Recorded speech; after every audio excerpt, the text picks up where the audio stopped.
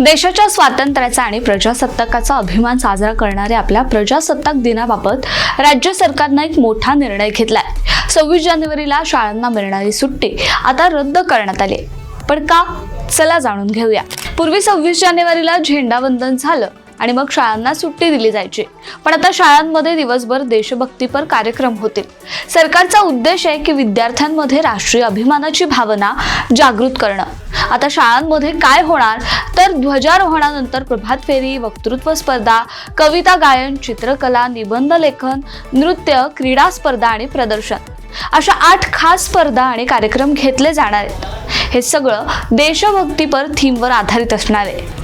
शालेय शिक्षण विभागानं काढलेल्या परिपत्रकात सांगितलंय की या कार्यक्रमांमुळे विद्यार्थ्यांना आपला इतिहास, संस्कृती आणि भविष्य याबद्दल अधिक माहिती मिळेल आणि देशासाठी काहीतरी करण्याची प्रेरणा देखील मिळेल। हा निर्णय फक्त एक सुट्टी रद्द करणं नाहीये, तर आपल्या भविष्यासाठी उत्तम नागरिक घडवण्याचा देखील प्रयत्न आहे। राज्य सरकारचा हा निर्णय योग्य आहे का, याविषयी तुम्हाला काय वाटतं आम्हाला कमेंट बॉक्समध्ये नक्की कळवा आणि पाहत रहा सिविक मिरर।